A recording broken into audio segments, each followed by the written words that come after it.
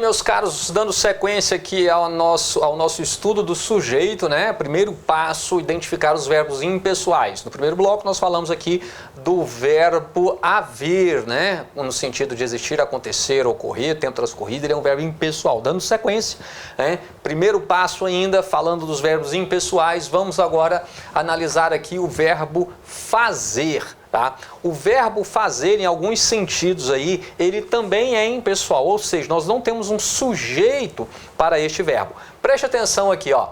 Já fazia 6 meses que ela estudava para o TAP. Tá? Já fazia 6 meses. Meus caros, tomem cuidado então. O verbo fazer aqui está se referindo a tempo, não é isso? Ó.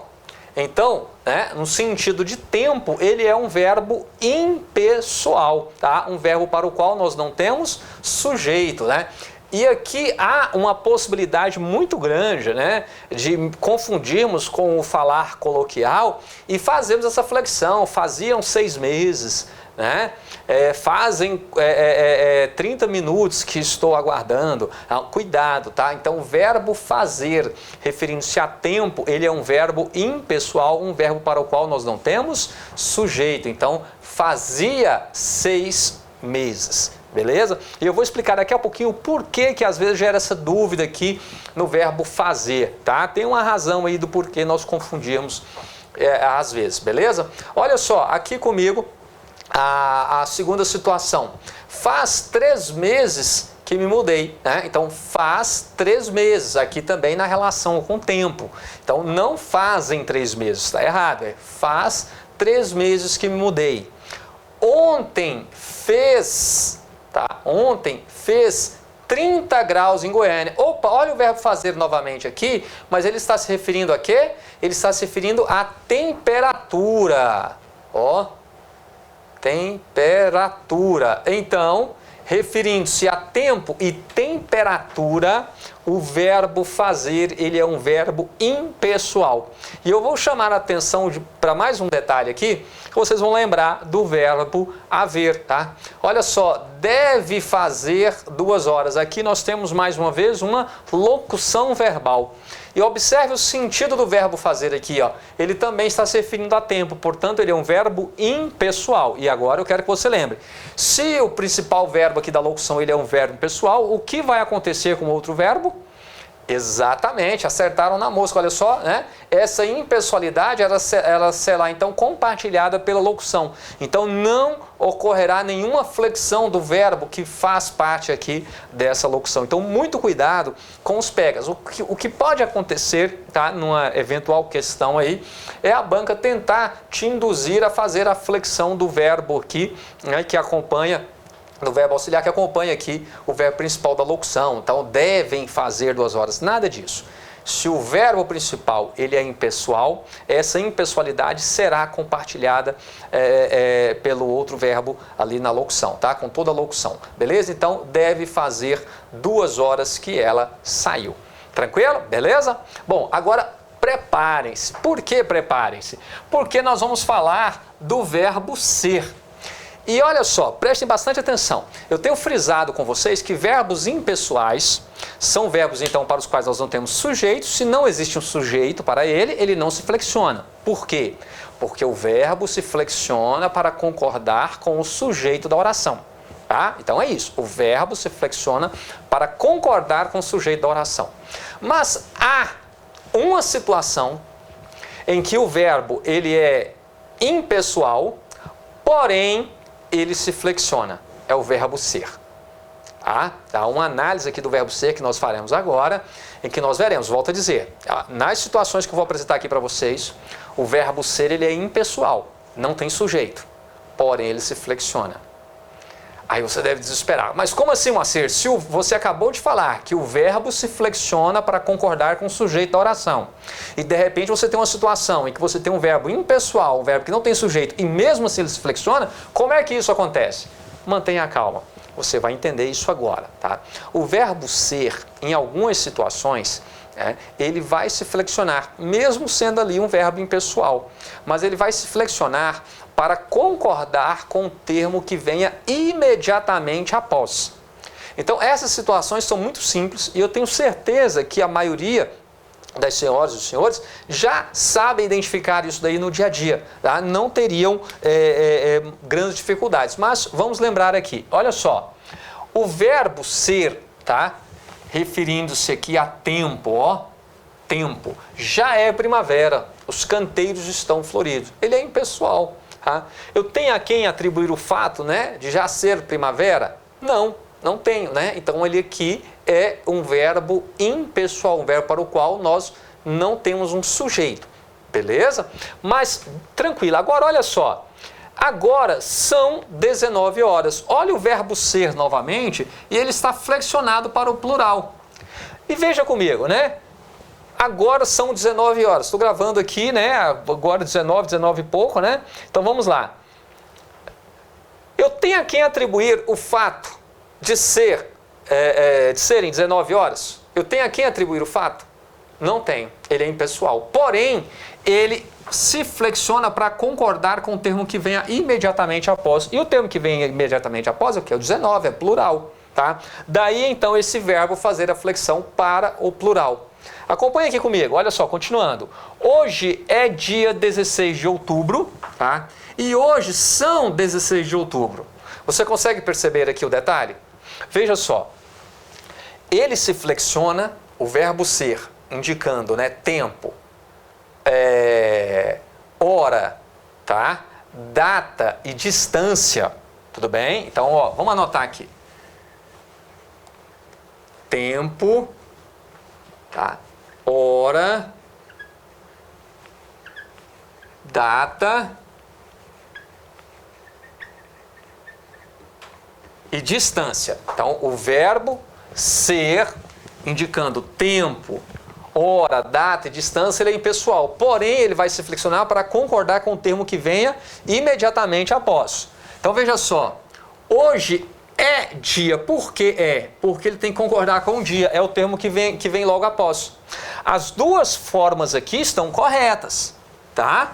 As duas formas estão corretas de você expressar a data de hoje, tá? Estou gravando aqui hoje, 16 de outubro, então preste atenção aqui, olha só, hoje é dia 16 de outubro, então é porque a concordância, né, se deu aqui com o termo que vem imediatamente após, que é dia, singular. Agora veja, hoje são 16 de outubro. Por que são? Porque a concordância não tem que se dar com o termo que vem imediatamente após. E o termo que vem imediatamente após é 16, é plural. Tá? É plural. Então, são 16 de outubro. Beleza? As duas formas estão corretas. Tá? As duas formas estão corretas. Agora, cuidado, você não pode falar hoje são dia 16 de outubro ou hoje é 16 de outubro. Não, tá? Hoje é dia ou hoje são 16 de outubro. Fechou? Beleza? E aí, para finalizarmos essa parte aqui do verbo ser, olha só, né? O verbo ser indicando distância. Olha aí o medo quando você está lá na academia, não é? Daqui a posse, são 500 quilômetros, né? São aí aproximadamente 500 quilômetros, são 500 quilômetros. Por que são? Porque tem que concordar com o termo que venha imediatamente após 500, que está no plural. Beleza até aí, meus caros? Tranquilo? Tá? Então, essa é a particularidade do verbo ser. O verbo ser aí, né, que pode aparecer também indicando tempo, hora, data e distância, tá? Nessas situações ele é impessoal.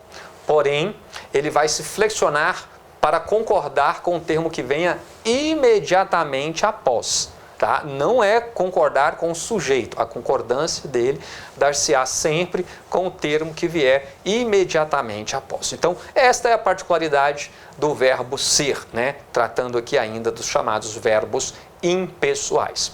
Muito bem, meus queridos, para fechar essa parte aqui, né, essa abordagem relacionada aos verbos impessoais, vamos falar ainda dos verbos que indicam fenômenos naturais. Tá? Estes verbos que indicam fenômenos naturais, chover, trovejar, nevar, anoitecer, amanhecer, são verbos impessoais, ou seja, são verbos para os quais nós também não podemos ali indicar um sujeito, nós não temos quem esteja ali praticando, né, a ação descrita por esses verbos. Então, para fecharmos esse primeiro passo, tá? Opa, deixa eu apagar aqui. Para fecharmos esse primeiro passo aqui, vamos falar então desses verbos, né, que indicam fenômenos naturais, ainda dentro dos verbos impessoais. Então, olha só, aqui, por enquanto, né, é só o primeiro passo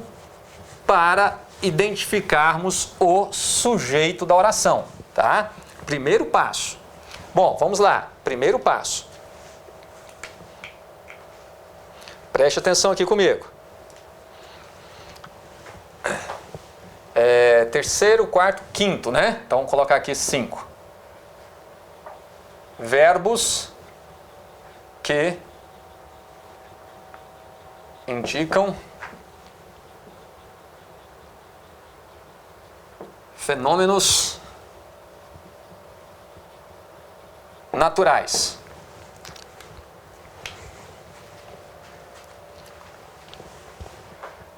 A previsão é de que choverá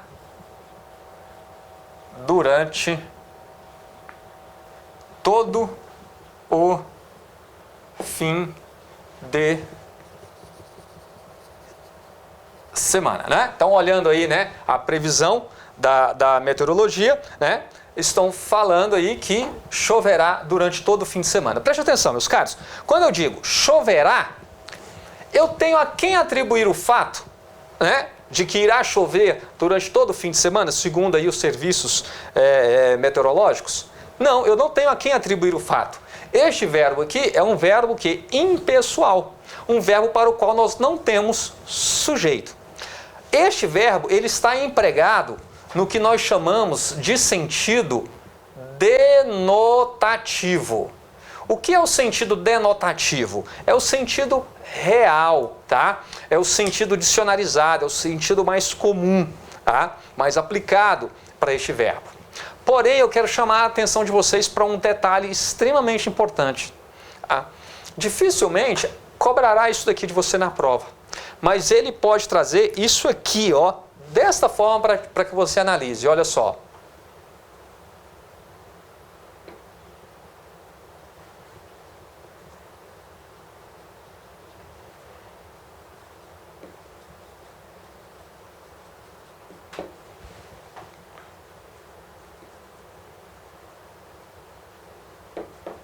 Olha só, choveram ofensas na reunião da diretoria. Preste atenção, meus caros. Choveram, o verbo chover aqui, ele está empregado no plural. Opa! Então vamos lá. Se você se deparar com um verbo impessoal, tá? Um verbo que indica, desculpa, deixa eu corrigir, né? Se você se deparar com um verbo que indica um fenômeno da natureza, tá? Um fenômeno natural, e ele está flexionado para o plural, então você tem que tomar muito cuidado. Por quê? Das duas, uma. Ou ali existe uma pegadinha, tá? Porque verbos que indicam fenômenos naturais são verbos impessoais, são verbos para os quais nós não temos sujeito, tá? Então você pode ter ali uma pegadinha. Ou então, se você se depara com ele flexionado, ele não está empregado no seu sentido denotativo, mas sim empregado em um sentido que nós chamamos de conotativo, ou seja, um sentido figurado, tá? Um sentido figurado. Então veja bem, se o verbo estiver empregado num sentido figurado, aí sim muda tudo, porque nós poderemos sim ter um sujeito para aquele verbo. Então analise aqui comigo. Choveram ofensas na reunião da diretoria. Agora faça a pergunta então para o verbo. O que é que choveu? Choveu ofensas. Então aqui, ó, está o sujeito da nossa oração. Então, ofensas choveram na reunião da diretoria. Então, aqui está o sujeito para o verbo chover, tá? Para o verbo chover. Aqui está o sujeito. Mas vejam bem, pode realmente chover ofensas? Pode realmente? Não, né? Por quê? aqui a expressão, né, está no sentido figurado. Então as pessoas trocaram ali, né, ofensas ali, né, se ofenderam mutuamente, certo? Está empregado então num sentido conotativo, em um sentido figurado. E por isso então eu tenho sim um sujeito. Então a observação que eu quero que você anote aí é essa, tá? Se um verbo que indica fenômeno natural, ele aparecer de alguma forma flexionado, então das duas uma, ou você tem ali uma pegadinha, ou ele não está empregado em seu sentido denotativo, em seu sentido real, mas sim empregado em um sentido conotativo, em um sentido figurado. E estando ele empregado em um sentido figurado, aí sim teremos para ele um sujeito, certinho? Então o primeiro passo para que você possa encontrar o sujeito da oração é esse. É você identificar se ali você não tem um verbo impessoal. Por quê? Se você tiver um verbo impessoal, esta oração não terá sujeito. Se não existe sujeito, o verbo não deverá sofrer nenhuma forma de flexão, tá? Lembrando que o verbo só se flexiona para concordar com o sujeito da oração. Beleza? Tranquilo até aqui? Não, boa? Tá acompanhando aí certinho? Muito bem. Dito isso, então, vamos para o segundo passo, né? Que é justamente fazer aquela pergunta, tá? O segundo passo é você fazer aquela pergunta que a tia Ana, a tia lá do ensino fundamental, te explicou, né? Aquela perguntinha básica do que, né? Ou quem é que, tá? Então vamos lá. Deixe-me apagar aqui e vamos para o segundo passo.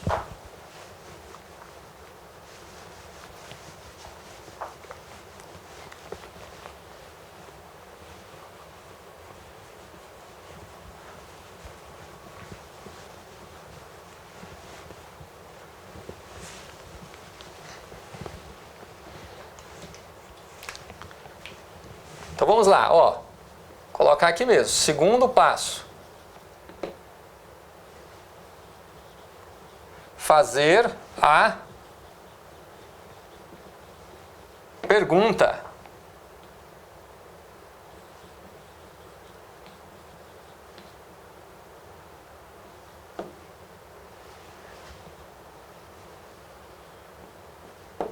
Então vamos lá, olha só. Segundo passo é esse, pessoal. Fazer a pergunta aí, né? Quem, que ou quem é que? Então vamos lá, vamos ao nosso primeiro exemplo.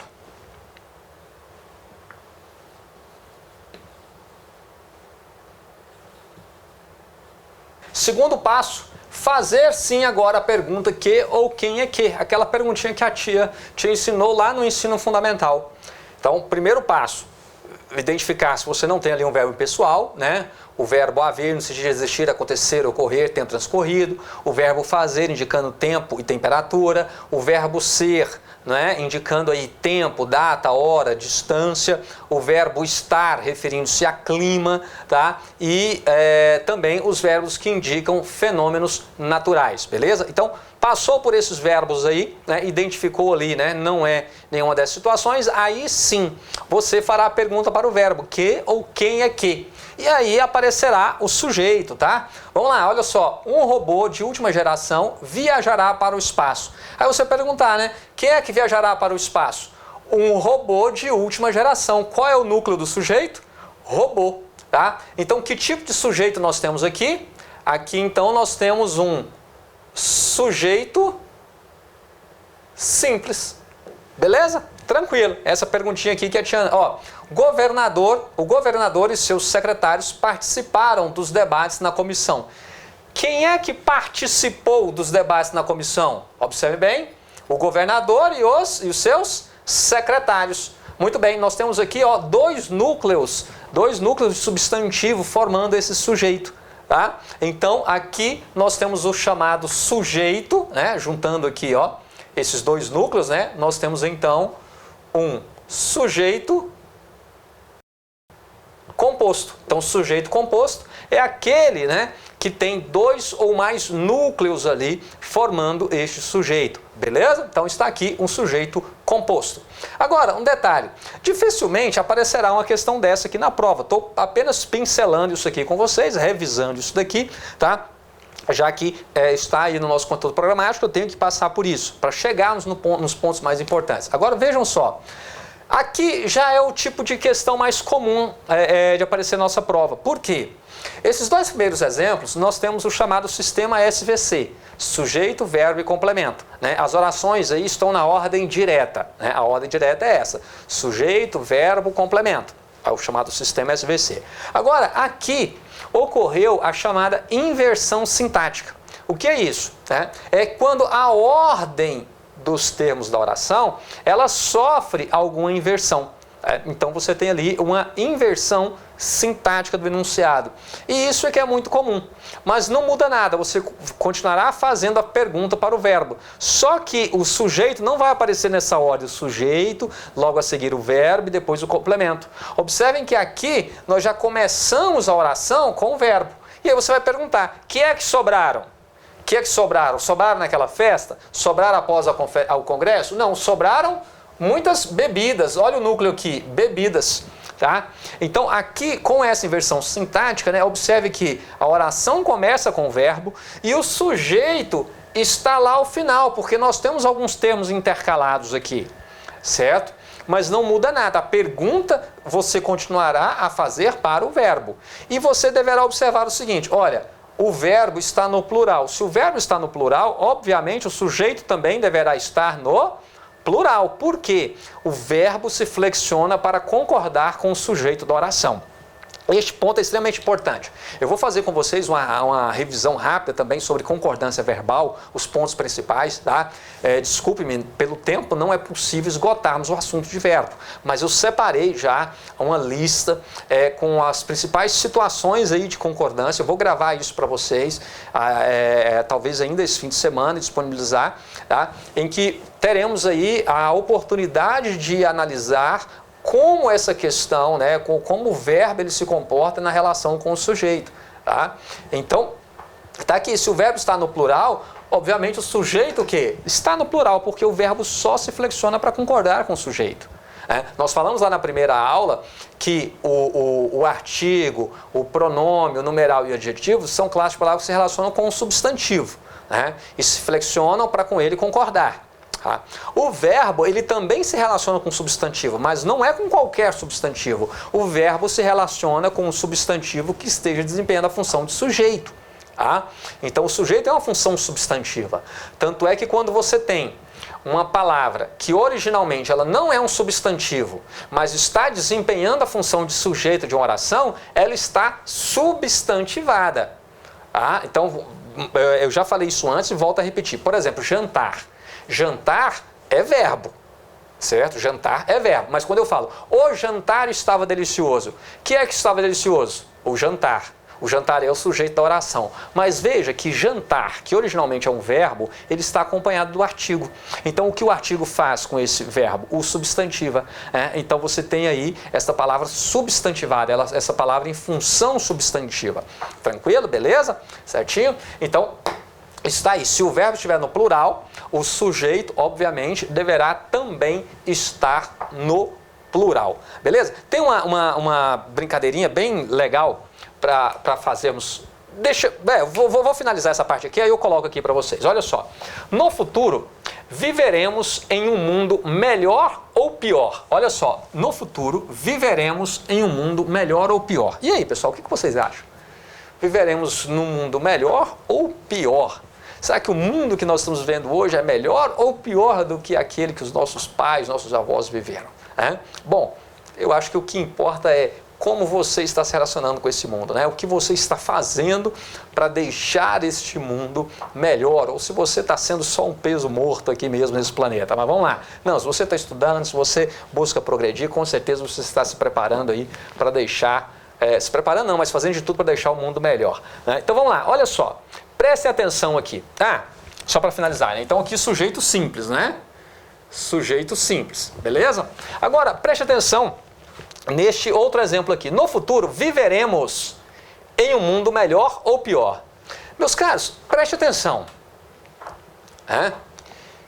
Quem é que viverá em um mundo melhor ou pior? Quem é que viverá? Aí você vai falar, nós. Como é que eu sei? Pela desinência do verbo, tá? Pela desinência do verbo, viveremos. Observe que não está aqui o pronome nós, né? No futuro, nós viveremos em um mundo melhor ou pior. Mas eu consigo perceber, não é isso? Eu consigo perceber, ele não está presente, mas eu consigo perceber que é nós. Por quê? Pela desinência do verbo. Neste caso, tome muito cuidado, nós temos o chamado sujeito oculto, tá? Ou o sujeito elíptico, certinho? Sujeito elíptico ou oculto, ou ainda chamado de sujeito desinencial, porque ele não está explícito, mas nós somos capazes de identificá-lo, certo? Então, se eu falo, né? Comprei maçã, laranja e manga. Opa, quem é que comprou? Comprei, eu. Então, não está lá o pronome eu comprei. Só falei assim, comprei. Né? Pela desinência do verbo, nós somos capazes de identificar. Então, este sujeito ele é chamado de sujeito oculto, né? Sujeito elíptico ou ainda de desinencial, tá? Então, tome nota aí, ó. Sujeito...